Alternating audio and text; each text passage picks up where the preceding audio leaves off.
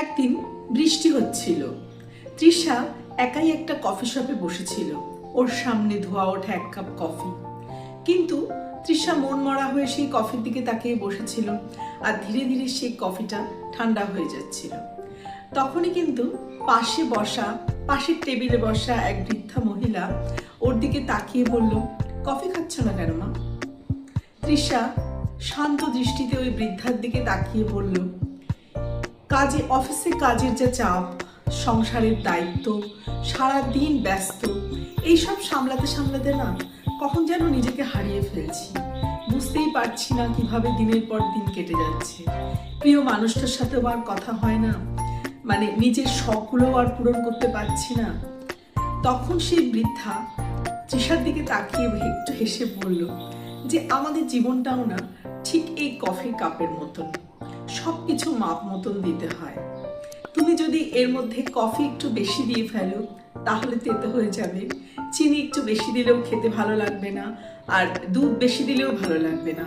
দুধ, চিনি আর কফি এই তিনটের পরিমাণই কিন্তু খুবই মাপ মতন লাগবে। তখন তৃষা খানিকটা বুঝতে পারলো। তারপরে বৃদ্ধা তার দিকে তাকিয়ে বলল, দেখো মা, কাজ করো, কোনো সমস্যা নেই, কিন্তু নিজের দিকেও একটু দৃষ্টি দাও। কাজের মাঝখানে সকালে ধরো এক কাপ চা নিয়ে বসলে, একটু নিরিবিলি নিজের সাথে একা একটু সময় কাটানো। অফিস থেকে বাড়ি ফিরে এসে নিজের মেয়ে বা মায়ের সাথে পাশে একটু বসা, পুরনো অ্যালবাম খুলে দেখা, একটু কাজ কমই বা হলো।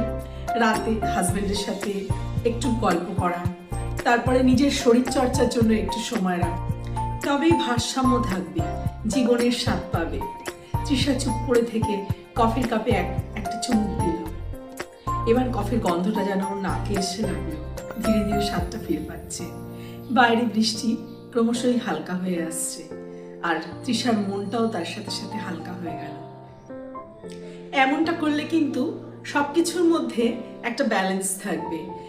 আমরা যদি জীবনে শুধু কাজটাকেই হাইলাইট করি, শুধু কাজ কাজ কাজ, তাহলে অন্য দিকগুলো কিন্তু ভীষণভাবেই ক্ষতিগ্রস্ত হয়, আর তখন আর নিজেকে খুঁজে পাওয়া যায় না। তাই জন্য হেলথ, রিলেশনশিপ, কাজ এই তিনটের মধ্যেই কিন্তু ঠিকঠাক ব্যালেন্স দরকার।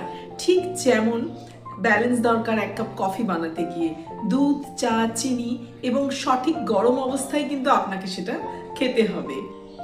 জীবনটা কিন্তু এক কাপ কফির মতন, সবকিছু মাপ মতন চাই।